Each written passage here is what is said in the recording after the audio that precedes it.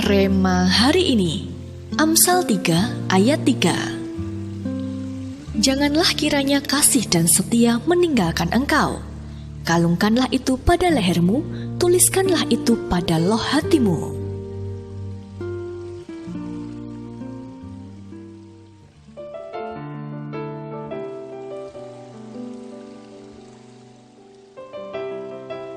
Apa yang ada dalam benak Anda sebagai pemilik usaha ketika membaca surat lamaran kerja dari seseorang yang memiliki latar belakang pernah berpindah-pindah pekerjaan sampai mencapai lebih dari 3 kali dalam setahun? Ya, pasti Anda akan memberi perhatian khusus terhadap isu ini. Apakah penyebabnya berkaitan dengan karakter atau hal lainnya?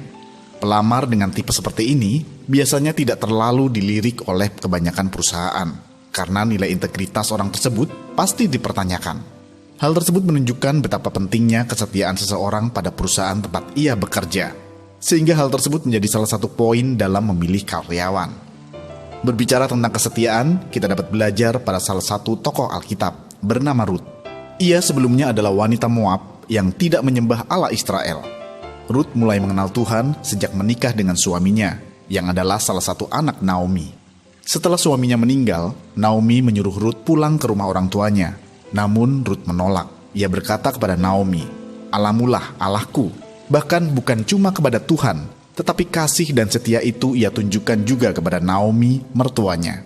Taburan kasih dan setia yang ia kalungkan pada lehernya dan hatinya itu akhirnya membuahkan favor besar dalam kehidupan Rut. Ia bertemu dengan Boas, menikah kembali, dan dari garis keturunan mereka lahirlah Yesus Kristus. Mari miliki hati seperti Rut yang penuh dengan kasih dan kesetiaan. Jadilah orang Kristen yang mengasihi dan setia kepada Tuhan dengan segenap hati, termasuk dalam pelayanan kita kepada Tuhan, saat di rumah menjadi suami atau istri, ataupun menantu, di pekerjaan sebagai karyawan, dan masih banyak lagi. Tetaplah miliki kasih dan kesetiaan dimanapun Tuhan tempatkan kita. Saat kita menerima perkenanan Tuhan, maka siap-siaplah pertolongan dari atas dan hari penyelamatan yang dari Tuhan akan segera dinyatakan dalam hidup kita. Sudahkah Anda memiliki kasih dan kesetiaan dalam hidup Anda selama ini? Dampak apa yang Anda rasakan saat itu? Menurut Anda, mengapa kasih dan kesetiaan menjadi faktor utama dalam kita menerima favor dari Tuhan? Langkah apa yang akan Anda buat untuk dapat memiliki kasih dan kesetiaan yang konsisten dalam hidup Anda? Tuliskanlah.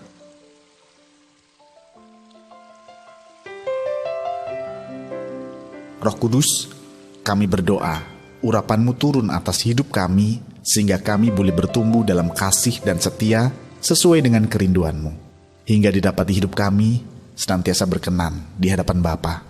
Di dalam nama Tuhan Yesus, kami berdoa. Amin.